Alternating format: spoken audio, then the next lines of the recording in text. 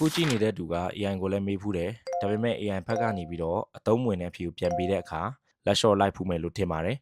်ဒါဟာဖြစ်တတ်တယ်ကိုသုံးတဲ့ AI ကညံ့လို့တော့မဟုတ်ဘူးအဓိကတော့ကိုတိချင်တဲ့အရာကိုမေးပုံကမှားနေတာဖြစ်နိုင်ပါတယ်ဒီနေ့မှာတော့ PP ရောမေးတဲ့မေးခွန်းပုံစံနဲ့ AI ကိုလိုချင်တဲ့အဖြေရအောင်ထုတ်ပေးနိုင်တဲ့မေးခွန်းမေးပုံကိုနိုင်ရှင်းပြတော့ပါမယ်ပြီးတော့ AI ဘက်ကနေလိုချင်တဲ့အဖြေကိုပဲအမြဲရနေအောင်မေးရမယ့်ပုံစံ formula လေးတစ်ခုကိုလည်းဒီထဲမှာပြပြပေးထားပါတယ်ဒီဗီဒီယိုတစ်ခုလုံးကိုကြည့်ပြီးသွားတဲ့အခါကိုတိုင်က AI ကိုအတွင်းကျဘယ်လိုမေးရမလဲ prompt engineering တချို့ကိုလည်းနားလည်တော့မှာပါ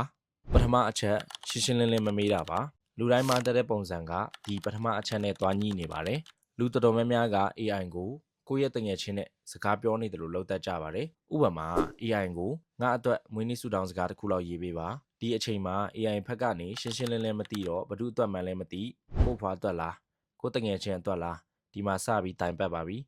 တငယ်ချင်းအတွက်ဆိုချာလားမသိမလားမသိဖောက်ကရအဖြေတွေပဲအရင်ဦးဆုံးထွက်လာမှာပါဒီမှာဒီလိုမျိုးအပေါ်ရန်မေးမယ်စားဒီလိုလေးမေးလိုက်ပါငါတငယ်ချင်းမင်းကြီးလေးတစ်ယောက်အသက်30ပြည့်မွေးနေ့အတွက်ပျော်ရွှင်ရီမောဖွယ်ကောင်းမဲ့မွေးနေ့ဆုတောင်းစကားလေးရေးပေးပါသူကကော်ဖီချိုက်တက်ပြီးခီးသွားရတာလေနှစ်သက်တဲ့သူပါသူ့အတွက်အများဆုံးစာ9ကြောင်းအထိပဲတတ်မှတ်ပြီးရေးပေးပါဒီလိုရေးပြီးသွားတဲ့အခါမှာ AI ကဘယ်သူအတွက်ရေးပေးရမလဲဆိုတာသိသွားပြီပြီးတော့ရေးပေးရမယ့်သူကဘာတွေကြိုက်လဲဘလို့ပုံစံရေးပေးရမလဲဆိုတာကအစသိသွားပါပြီပြီးတော့စာကြောင်းရင်တတ်မှတ်ချက်ကအစစီကံနဲ့စနစ်တကျအဖြေပြန်ထုတ်ပြီးတော့မှာပါဒုတိယအချက်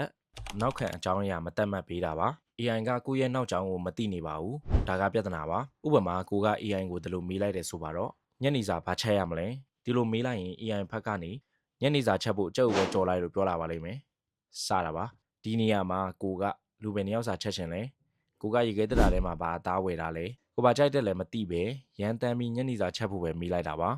ါဒီလိုပုံစံကနေဒီလိုပဲပြောင်းမေးဖို့လိုတာ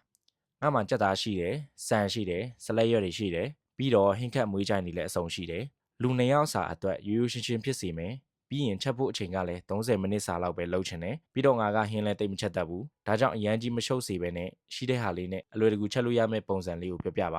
ါဒါဆိုရင်စာတစ်ကြောင်းလေးနဲ့ထက်ခါ AI ကိုမေးစရာမလိုတော့ပါဘူးတတိယအချက်မေးတဲ့နယ်ပယ်ကျယ်ပြန့်လွန်နေခြင်းသုံးခုမြောက်အမားကကိုမေးချင်တဲ့နယ်ပယ်ကအရန်ကျယ်ပြန့်နေတာပဲဖြစ်ပါတယ်ဥပမာ AI ကိုကဘာလီကျုံးကိုခီးသွားချင်တယ်ဘယ်လိုလုပ်ရမလဲလို့မေးလိုက်တယ်ဆိုတော့အဲ့လိုမေးလိုက်ရင် AI က Wikipedia ကစာတစ်ပိုက်လုံးကူးချတာလို့ပြန်ဖြေလာပါလိမ့်မယ်ဘာလို့လဲဆိုတော့ဒီမေးခွန်းကိုဘာကိုအရင်မေးရမယ်ပေါ့နော်ကိုကဘာလီသွားမယ်ဆိုရင်ဘယ်နည်းနဲ့သွားချင်လဲလူပဲနှစ်ယောက်ပါလဲလေရင်လက်မှတ်ဈေးမေးချင်တာလားဒါကိုအရင်ဆုံးစာစီဖို့လိုတယ်ပေါ့နော်တကယ်ကောင်းတဲ့ prompt ဆိုတာငါဒီလာမဲ့ဒီဇင်ဘာမှာဘာလီကိုခီးသွားမယ်တယောက်တည်းပဲဖြစ်မယ်ဘတ်ဂျက်ကတော့နည်းနည်းပဲသုံးချင်တယ်ဈေးသက်သာအောင်ဘယ် website ကနေလေရင်လက်မှတ်ကိုဖြတ်တင်လဲပြီးရင် review ကောင်းတဲ့ hotel list တွေကိုတစ်ချက်လောက်ပြပေးပါတယ်လို့ဆိုရင် AI ကနေပြီးတော့အစင်လိုက်ရှာပေးပါလိမ့်မယ်ကိုအတွက်လည်းပိုလွယ်ကူသွားမှာပါဒါကြောင့်ကိုသိချင်တဲ့ခေါင်းစဉ်ကိုအရန်ကြီးကျေပြတ်အောင်မမေးပါနဲ့ဒါကတော့ရှောင်ရမယ့်အချက်ပါဒီအခုပြမယ့်အချက်တွေကိုမှတ်ထားရင်နောက်ခါ AI ဘက်ကနေကိုအတွက်ထိရောက်တဲ့အဖြေတွေပဲပေးပါလိမ့်မယ်ပထမတစ်ချက်ဘယ်သူအတွက်လဲဆိုတာကိုအရင်စဉ်းစားဥပမာကိုအတွက်ကိုမေးတာလားတငယ်ချင်းအတွက်လားဒုတိယတစ်ချက်နောက်ခံအကြောင်းအရာကိုထည့်ရေးကိုကဘသူဘဝဘာလုံးနေလဲ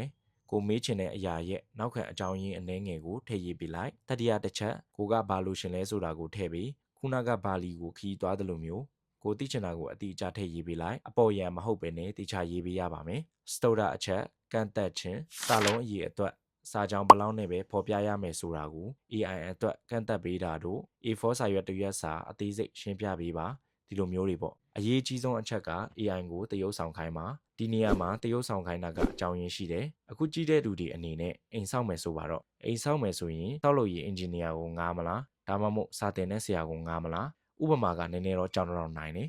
ဒါပေမဲ့လူတိုင်းကတော့ဆောက်လုပ်ရေးအင်ဂျင်နီယာကိုပဲငားမှာပါဒီလိုပဲ AI ကိုလည်းတကယ်အကြောင်းအရာတွေမေးပြီးဆိုရင်ကိုမေးတဲ့အကြောင်းအရာတစ်ခုပေါ်မှာတရုပ်ဆောင်ခိုင်းမှာဥပမာဝိတ်ချချင်ရင်ဗာလေးချင်ကန်တွေလောက်ရမလဲလို့မေးမယ်အစားမင်းကငါရဲ့ gym ဆရာပဲထားပါတော့ငါ gym ဒီနေ့စပြီးသွားမယ် gym ကိုရဲရောက်ချင်ဗာလေးချင်ကန်တွေစလောက်ရမလဲဝိတ်ချသွားတဲ့သူတွေရဲ့အတွေ့အကြုံတွေလေးချင်ကန်တွေကိုစုစည်းပြီးအစင်လိုက်အချိန်စရာနဲ့အတူစရင်တိချလုပ်ပေးပါဒီလိုမေးလိုက်ရင်ပိုထီရောက်တဲ့အဖြေတွေပေးမဲ့အပြင်မဆိုင်တဲ့အဖြေတွေစာသားတွေလည်းထွက်လာတော့မှာမဟုတ်ပါဘူးနောက်တစ်ခုမှချင်တာကအင်္ဂလိပ်စာနဲ့မေးရင် AI တိုင်းကပိုထီရောက်ပါတယ်ကိုကအင်္ဂလိပ်လိုမရဘူးဆိုရင်အားမငယ်နဲ့မြန်မာလိုအရင်ချရေးပြီးရင် AI ကိုဒါလေးအင်္ဂလိပ်လိုကောင်းအောင်ပြန်ရေးပေးပါဒီလိုတာမေးလိုက်ပြီးရင် copy ပြီးကြိုက်တဲ့ AI မှာသွားမေးလို့ရပါပြီ ဒီနေ့တော့ဒီလောက်ပါပဲနောက်ထပ်ဗီဒီယိုမှာဒီထက်မိုက်တဲ့ပုံစံတွေပြပြပေးမှာမလို့ AI CY ကို like follow နဲ့ subscribe လုပ်သွားလို့ရပါတယ်